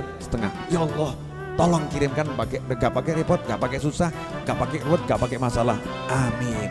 Saya kan ngomong ke orang tua, ngomong ke teman, ngomong ke sahabat, doain ya. Bulan ini targetnya harus dapat uang sekian. Ya, Fatihah, Fatihah seperti itu. Baru kemudian lihat punya apa ya. Paham? Kalau Sayyidatuna Maryam punya pohon korma, butuh korma, punya pohon korma, pas atau enggak pas? Pas atau enggak pas? Butuh korma, punya pohon korma, pas atau enggak pas? Tapi ada masalah. Masalahnya apa? Ngunduh gak iso, iya, senggek gak ono, goyang gak mungkin jatuh. Kalau pakai logikanya, bergerak atau diam? Diam. Contoh jenengan butuh air, ada sumur. Di padang pasir butuh air, ada sumur. Seneng atau enggak seneng? Tapi enggak ada timba. Enggak ada timbanya. Dan tidak ada sesuatu yang bisa dijadikan timba. Jegur, minum tapi mati. Di atas nyawang soyoloro, mati sambil melihat air dalam kehausan. Semakin menyakitkan. Akhirnya apa? Ya tadi itu, lihati air atau duduk di situ menanti kematian, karena kalau jalan juga nggak ada air. Beda dengan Sayyidatuna Maryam alaihissalam, hatinya ke Allah Ta'ala, butuh makan, butuh korma, ada di samping pohon korma. Logika apapun iki mbok obah gak mungkin ditipu. Tapi karena hatinya ke Allah, Allah bilang goyangkan, nanti Allah yang akan menjatuhkan. Jalankan tugasmu goyang, selesai. Goyang gak goyang, tugasmu goyang. Pegang batangnya digoyangkan, gak goyang. Tapi buah kormanya jatuh. Kamu punya hajat besar. Kesalahan fatal kita adalah begitu punya hajat besar lihat aset, punya hajat besar lihat penghasilan, punya hajat besar lihat sumber-sumber pemasukan. Salah. Hajat besar lihatlah Allah. Gusti, hajat. Apa kata Allah? Tanya sama Nabi Muhammad SAW. Kalau ada hajat bagaimana? Nanya Kanjeng Nabi. Kanjeng Nabi ada hajat bagaimana? Gak ketemu Nabi. Nanya sama siapa? Ulama ada hajat bagaimana? Bagaimana Nabi mengajarkan? Oh, Nabi mengajarkan banyak sekali cara agar hajat terkabul. Apa saja itu? Lakonono semakin banyak semakin bagus. Kamu wujudkan hajat orang lain. Allah selama tidak akan menyia-nyiakan seorang hamba selama hamba itu mau membantu saudaranya. Allah akan selalu membantu hamba itu. Allah akan selalu wujudkan wujud seorang hamba selama hamba itu mewujudkan hajat saudaranya. Siapa wujudkan satu hajat saudaranya, Allah akan wujudkan sekian puluh hajatnya. Oh begitu? Iya. Apalagi? Oh, kamu sholat hajat. Minta siapa sholat hajat 2 rakaat, doa hajatnya gak akan ditolak oleh Allah Subhanahu wa ta'ala. Oh begitu? Iya. Dah jangan banyak-banyak Ustadz ngajarinya, 2 saja cukup. 2 saja cukup. Mulai dia jalankan itu. Bergerak gitu, wujudkan hajat orang lain, wujudkan hajat orang lain. Nawaitunya Allahumma 1,5 miliar. Ini wujudkan hajat itu kira-kira ngeluarkan duit atau ngambil duit? Ngeluarkan duit. Ngeluarkan tenaga atau ngambil tenaga? Ngeluarkan tenaga. Logikanya dia semakin berkurang atau semakin nambah? Semakin berkurang. Betul ya? Logikanya begitu. Tapi kalau udah urusan sama Allah, buangan akalmu. Logikamu buangan. Kamu jangan melogika Tuhan. Tuhan kok di logika? Tuhan tuh di luar logika. Kamu jangan melogika Allah. Allah di luar logika. Logika ciptaan Allah Subhanahu wa ta'ala. Bergerak dia dengan iman, mulai wujudkan hajat. Terus apa yang bisa dilakukan? Kerja. Karena muslim harus bekerja. Kerja itu ibadah. Bisanya apa? Oh, saya bisa jual kacang, Beb. Jual kacang. Bisa saya jual pisang, jual pisang. Bisa saya jual keahlian Habib. Apa keahlianmu? Markir Habib. Ya markir loh, kan begitu. Bisa saya begini, lakonono yang kamu bisa. Tarol ajaib. Nanti kamu akan menemukan keajaiban yang luar biasa. Paham? Apa? Yang dipaham akhirnya toh.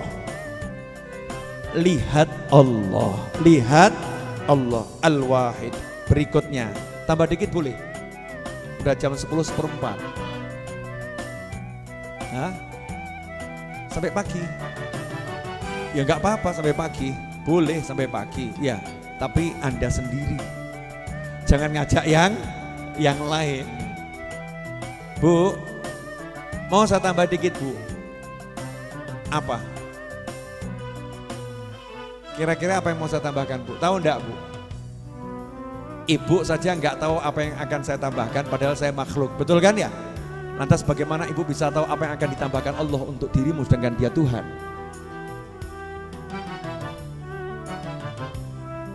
Betul kan? Tapi karena engkau menanti dan yakin, ini tambahannya pasti bagus, tambahannya pasti menyenangkan. Prasangka baik kepada aku, engkau mau menunggu. Benar. Betul tak betul? Menunggu dengan penasaran dan bahagia. Betul tak betul? Nah kalau sama aku yang penuh cacat, penuh luka, penuh dosa seperti ini, engkau mau menunggu dan penasaran. Ya penasaran. Kenapa pada Tuhanmu yang maha baik, maha dermawan, maha kuasa, maha hebat, engkau tidak menunggu rezekinya dengan penasaran? Kau tambah stres, pasar sepi.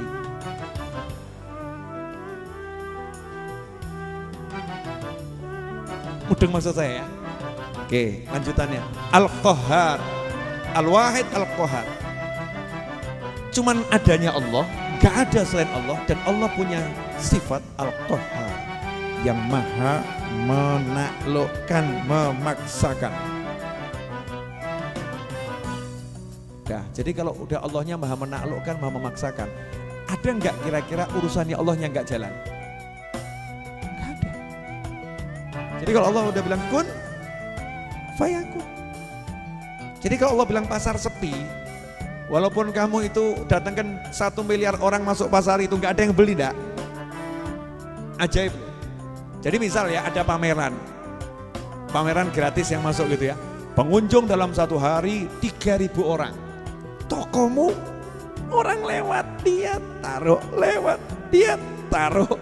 Itu kalau ada counter pengunjung ya, alat hitung pengunjung yang masuk, ditanya sama bosnya, hari ini berapa yang masuk toko kita? Alhamdulillah bos, 2.000 yang masuk. Yang beli gak ada.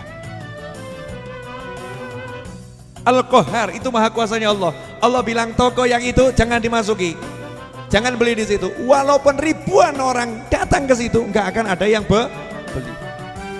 Termasuk perempuan cantik pol. Allah bilang, kamu nggak nikah kecuali umur 50 tahun. Walaupun 500 laki-laki ngelamar, gagal terus. Betul ya? Betul ya? Pernah ditolak maksud saya, pernah toh? Nih ditolak, diusir. Masya Allah, kalimatnya lebih sadis, Bu, diusir. Bukan lagi ditolak, tolak halus ya, diusir itu udah kasar. Pria ganteng pol, menurut hitung-hitungan, wah ini cepat laku nih ya, ini laris nih ya. Ternyata Allah bilang kamu sampai umur 70 tahun tidak menikah dan mati tanpa menikah, tidak akan bisa menikah. Paham maksud saya? Al-Qahhar itu sifatnya Allah subhanahu wa ta'ala. Nah kalau kamu tahu Allah seperti itu, manfaat no Gusti Allah. Manfaatnya bagaimana? Ya ngomong, ya Allah engkau maha pemaksa, tolong paksa orang-orang ini untuk beli dagangan saya. Selesai. Udah pernah ngomong begitu? Salahmu dia. Nah itu orang yang merasa punya Tuhan enak, aku punya Tuhan yang maha menaklukkan. Ya udah, bayangkan bumi dalam genggaman, laris, moro kabeh. Bab Rasul itu hatinya nyambung ke Allah subhanahu wa ta'ala, Al-Qahhar. Nah tapi kalimat Al-Qahhar ini kalau mandek di situ, mukmin yang kuat pedot jantungnya. Kenapa? Takut sama Allah. Allah itu penakluk, Allah itu pemaksa. Menghadapi Allah yang sendiri, gak ada saingannya dan tidak mungkin ada saingannya, cuman Allah sendiri. Terus Allahnya maha pemaksa. Wah ngeri. Jadi kalau Allah bilang yang ini masukkan neraka, ya neraka lu ya. Gak hitung-hitungan masalah amal ini, gak iso ini. Yang mukmin yang kuat itu jantungnya kalau tidak di tombol itu bisa pedot. Makanya orang kalau beli jamunya, jamu Jawa itu ya, ada jamu pahit, ada tombolnya, betul ya? Biasanya tombolnya beras kan kencur, yang pahit kemudian dikasih manis. Al-Quran begitu, setiap ayat adzan selalu ada ayat rahmat. Setiap Asmaul Husna yang di situ sifatnya keras ditutup dengan sifatnya lembut. Termasuk di sini Imam Nawawi mengatakan Al-Karimul Ghaffar. Meskipun Allah maha penakluk, tapi Allah tuh maha dermawan, lomo. Kalau ada raja yang maha penakluk tapi lomo, asyik gak? Asyik loh. Jadinya kita tuh segan, gak takut tapi segan. Dan kita akan cinta, kita akan suka minta sama raja yang seperti itu. Al-Ghaffar, dan suka mengampuni. Dikasih tombolnya di sini 2, Al-Karim sama Al-Ghaffar. Nah sekarang kalau kamu punya Tuhan yang maha pemurah, maha penakluk, dan Tuhan itu maha pengampun, apa alasanmu untuk tidak mendekat pada Tuhanmu? Mau bilang apa? Saya banyak dosa. Allah maha pengampun. Ya hidup saya susah. Ya, mau minta sama siapa? Oh, bukan sama Allah. Saya tuh kadang rodo iran nih, akhiran ya, terakhir. Hadirin, tolong dijawab jujur. Pernah enggak dengar kalimat seperti ini? Kenapa kamu enggak ke pengajian? Kenapa kamu enggak sholat? Kenapa? Jawabannya, saya lagi banyak masalah. Pernah enggak dengar orang ngomong seperti itu? Pernah ya? Kenapa kamu ibadahmu lesu? Iya, saya barusan dimarah istri. Istri saya begini-begini, ibadahnya lesu. Pertanyaan saya, lah yang bisa menyelesaikan siapa? Yang bisa ngasih rezeki siapa? Jadi seharusnya kalau dalam tekanan, seharusnya kan semakin mendekat pada Allah Subhanahu wa ta'ala. Betul. Semakin banyak dosa, seharusnya semakin kemana? Ya semakin banyak istighfar, semakin banyak maksiat, semakin banyak taat. Ngejar Allah lewat taat, ngejar Allah lewat istighfar. Semakin sepi pasarmu, semakin banter bengokmu. Gusti, ya Allah, please, Allahumma. Tapi sama senyum, jangan wajah-wajah nggak jelas. Ya Allah, sepi ya Allah. Malaikat nyawang, alah ngono wae kok. Pok nyantai itu urusan duit kok. Kalau kamu nggak sholat subuh telat nangis gitu ya. Masalah pasar sepi itu hal ringan, bukan hal berat. Tenang saja. Minta sama Allah Subhanahu wa ta'ala. Apa yang saya ajarkan dan saya sampaikan ini ya tidak akan bisa menjadi sesuatu kalau Anda menggunakan akal. Ini hanya bisa diimani dan diamalkan. Ya, diimani dan diamalkan. Karena ini pelajaran iman, masalah syahadat. Ya, bukan fikih sholat. Ini syahadat, diimani dan diamalkan. Dengarkan berita akhir-akhir ini yang masuk viral di YouTube, di TV, di WhatsApp. Saya baru lihat tadi, lihat di WhatsApp ada yang ngirimi nenek-nenek umur 60 tahun bisa sodakoh 10 juta ya, sodakoh 10 juta untuk ikut korban sapi. Padahal kerjanya pemulung, ngambil botol ya kan, dikumpulkan setahun bisa beli sapi dengan 10 juta, artinya kan gede itu bagiannya, betul ya? Kalau lihat seperti itu, terus kita mau ngomong, saya nggak mungkin bisa beli mobil, nggak mungkin saya bisa ini. Itu kalimat nggak mungkin itu yang nggak mungkin apa itu? Ya kamunya yang ngomong nggak mungkin, maka jadinya nggak mungkin. Kalau kamu minta sama Allah dan kamu gerak seperti nenek tadi, dia minta sama Allah, dia gerak, dia nggak ngomong, saya jualan botol loh, masa bisa sih ikut korban sapi 10 juta, masa bisa? Ya, masa bisa? Kalau mikirnya begitu, gak mungkin. Tapi mikirnya, aku bisa, aku iki, tak melaku, selebihnya minta Allah, pasang niat. Hasilnya apa? Gegerno sa Indonesia. Gegerno sa Indonesia. Nenek-nenek bisa nyumbang sapi 10 juta. Betul. Oke, pertanyaan terakhir untuk menutup majelis ini. Akhiran. Apakah masih pengen sumpah? Masih pengen sumpah? Yang hadir, masih pengen sumpah? Nggak pengen?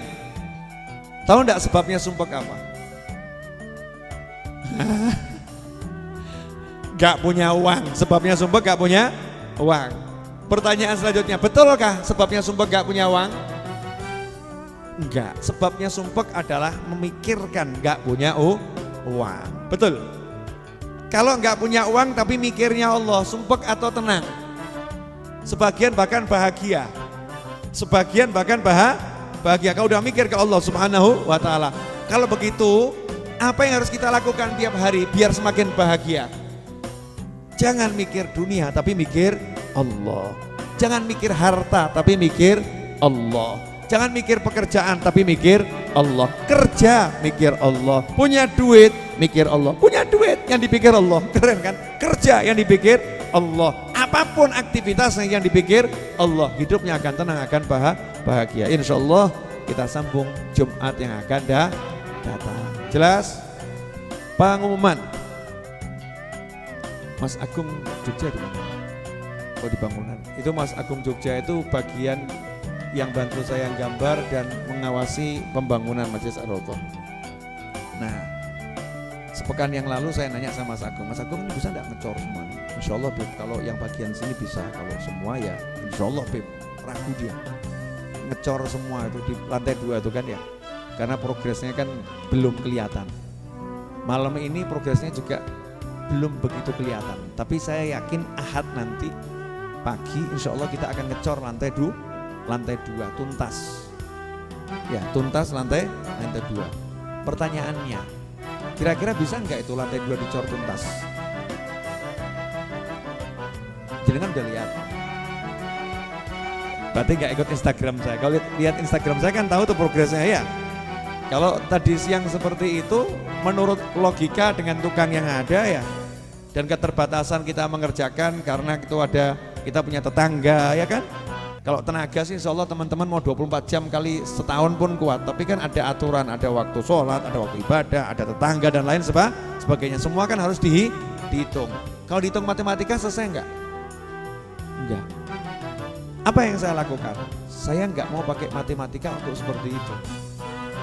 Tapi saya mau apa? Pokoknya kamu kerjakan, hari Ahad pagi kita ngecor dan kita akan cor semuanya. Terus apa mungkin? Jangan bicara apa mungkin. Buat Allah Ta'ala semua mungkin. Saya nggak nanya tentang Allah, saya nanya tentang Habib. Ya kalau kamu nanya tentang saya tentang Allah. Saya tentang Allah, nggak ada tentang saya tentang Allah. Tentang Allah bagaimana? Oh saya mintanya sama Allah, kamu nanya tentang saya, nggak bisa. Saya yakin nanti hari Ahad pagi akan ngecor semuanya. Jenengan penasaran enggak? Kalau penasaran, Ahad pagi datang ke sini. Nah, ini namanya ilmu, cari tukang ngecor dengan cara seperti ini. Jadi kalau penasaran, Ahad pagi datang ke sini, yang laki-laki ini ya, datang ke sini, kita akan ngecor bersama-sama. Ngambil 1 ember, longken pulang misal begitu, udah termasuk minal ngecorin ya. 1 ember pulang gitu kan, pahalanya sudah itu istiqomah ila yaumil qiyamah, insyaallah ngalir terus. Nah, yang nggak bisa datang ke sini, doanya datang. Biar yang ngecor nih sehat, hasil cornya bagus, selamat, barokah, manfaat, gitu kan ya. Nah, kalau yang nggak bisa datang ke sini orangnya, makanannya boleh datang. Misalnya punya semongko, itu kalau ngecor teman-teman, dikirimi semongko senengnya pol. 1 semangka 1 orang. Loh kan dari pagi sampai sore gitu kan ya. 1 orang ngambil 1, nanti ngambil 1, dikumpulkan kan 1 semangka. Semangka yang senengnya luar biasa. Yang nggak punya semua itu, semongko nggak punya, tenaga nggak punya, doa nggak punya, punyalah lisan yang baik.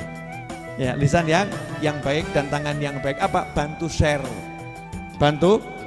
Hari Ahad pagi Ar-Raudhah mengecor loh. Kamu kalau bisa hadir. Share. Ahad pagi Ar-Raudhah ngecor. Share.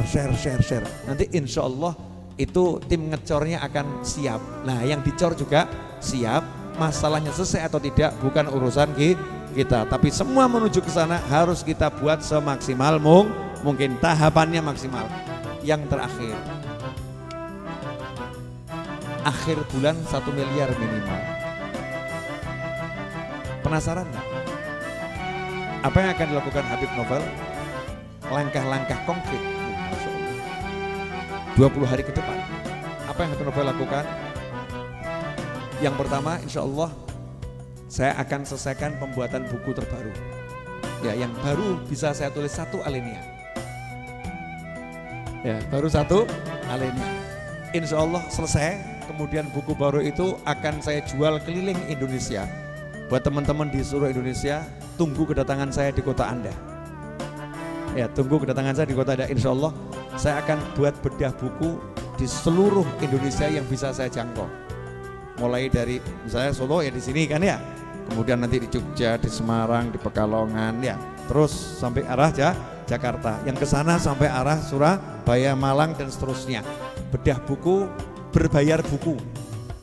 Artinya beli bukunya, ikut bedah bukunya di ruangan yang bagus, nanti dapat snack, dapat makan.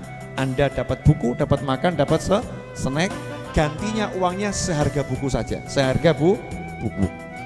Terus Habib nanti gimana itu kok bisa seperti itu? Bukan urusanmu. Hasilnya akan kita gunakan untuk mengejar 1 miliar hasilnya. Nah perkara nanti bukunya itu laku, kemudian ada yang transfer 200 miliar, ya alhamdulillah.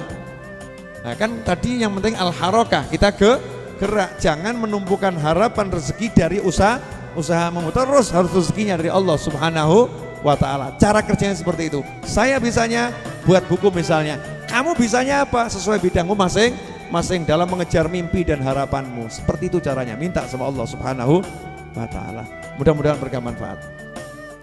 Yang terakhir, minta doanya. Adik saya Idrus itu sudah sekian lama membujang. Nah kemarin itu ketemu sama jodohnya. Saya seumur hidup belum pernah melamarkan anak orang. Baru kemarin saya melamar anaknya orang. Ya, doakan lancar, gak ada masalah, terus sampai ke pernikahan. Dan mudah-mudahan segera menikah. Nanti setelah menikah saya akan buat syukuran di Masjid Ar-Raudhah. Oh iya, adikku, karena itu wasiat terakhir ayah saya sebelum meninggal, tolong nikahkan adik. Jadi saya senangnya luar biasa. Ya minta Fatihah yang paling penting buat saya ini, biar progres menuju pelaminan lancar, nggak pakai masalah, penuh dengan barokah, rezeki dari segala arah, barokah dunia akhirah, menyenangkan orang tua selama-lamanya, yang mengaminkan juga dapat jodoh yang bisa menyenangkan dunia akhirat dengan rezeki yang datang dari segala arah, gak pakai susah payah. Yang sudah punya jodoh, semoga jodohnya langgeng, awet, menyenangkan dunia akhirat, dan bisa menghibur dimanapun berada dalam keadaan apapun. Al-Hadiniyah Al-Fatihah.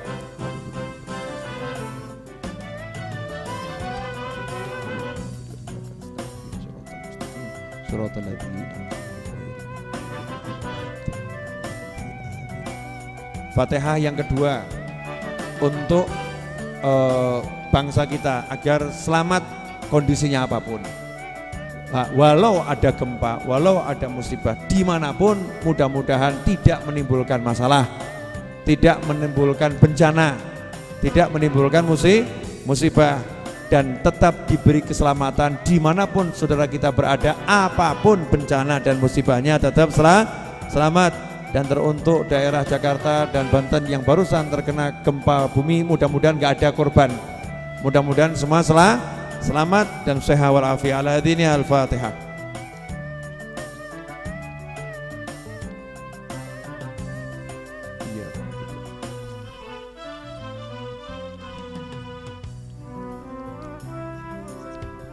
Yang ketiga, untuk Bapak, Ibu, teman, saudara yang telah membantu saya dan Majelis Ar-Raudhah dalam bentuk apapun, dalam bentuk tenaga, dalam bentuk harta, dalam bentuk doa, dalam bentuk pikiran, dalam bentuk kiriman, entah material wujudnya itu semen dan lain sebagainya, kiriman wujudnya telo, bohong, kates, dan semua sayur mayur, beras dan kawan-kawannya, apapun itu pokoknya membantu kami. Mudah-mudahan semua yang membantu diberi Allah Ta'ala rasa bahagia selama-lamanya, dunia sampai surganya Allah Ta'ala. Diberi oleh Allah Ta'ala kenikmatan punya anak yang soleh dan solehah, punya pasangan hidup yang menenteramkan jiwa, orang tua yang ridha, dan kelak semua masuk surga bersama Nabi Muhammad SAW. Al-Hadiniyah Al-Fatihah.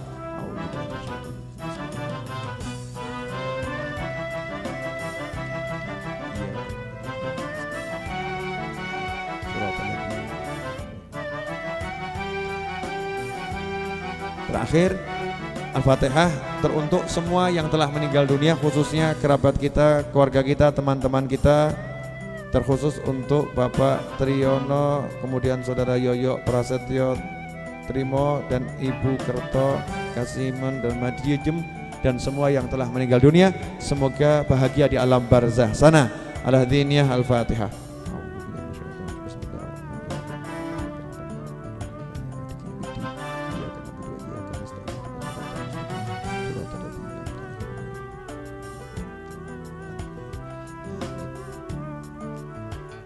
Kita langsung ke doa ya, langsung ke doa penutup majelis.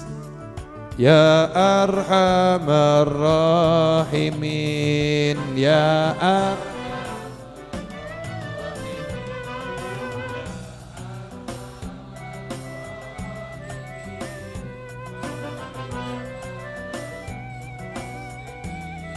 يا أرحم الراحمين يا أرحم الراحمين يا أرحم الراحمين فرج على المسلمين يا ربنا يا ودود نسألك فك القيود ونيل كل القصود واغفر لنا أجمعين يا أرحم الراحمين يا أرحم الراحمين يا أرحم الراحمين فرج على المسلمين يا ربي يا ذا العطاء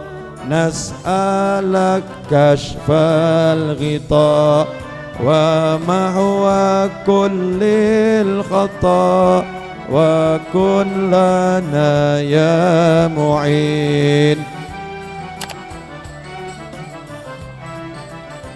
يا أرحم الراحمين أرحم الراحمين فرج على المسلمين وهب لنا ما نروم من نافعات العلوم عسى بفضلك نعوم في بحر حق اليقين يا أرحم الراحمين يا أرحم الراحمين يا أرحم الراحمين فرج على المسلمين وهب لنا ما نريد نكون خير العبيد وفي جنان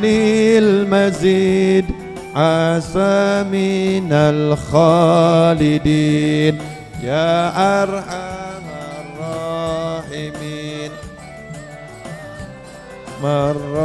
الراحمين يا أرحم الراحمين فرج على المسلمين يا ربي يا ذا الجلال بدد جيوش الضلال واصلح لنا كل حال واستعور المفسدين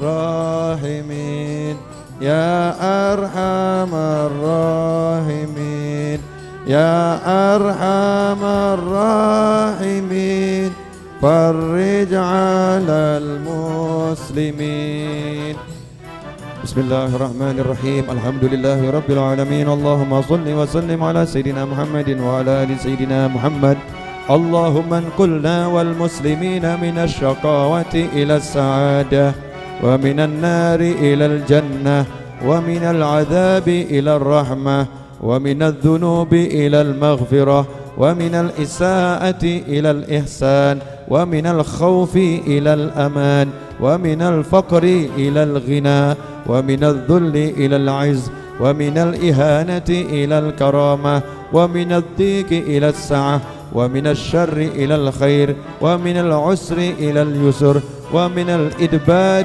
إلى الإقبال ومن السقم إلى الصحة ومن السخط إلى الرضا ومن الغفلة إلى العبادة ومن الفترة إلى الاجتهاد ومن الخذلان إلى التوفيق ومن البدعة إلى السنة ومن الجور إلى العدل اللهم أعنا على ديننا بالدنيا وعلى الدنيا بالتقوى وعلى التقوى بالعمل وعلى العمل بالتوفيق وعلى جميع ذلك بلطفك المفضي إلى رضاك المنهي إلى جنتك المسحوب ذلك بالنظر إلى وجهك الكريم يا الله يا الله يا الله يا رباه يا رباه يا رباه يا غوثاه يا غوثاه يا غوثاه يا أكرم الأكرمين يا رحمن يا رحيم يا ذا الجلال والإكرام يا ذا المواهب العظام نستغفر الله العظيم الذي لا إله إلا هو الحي القيوم ونتوب إليه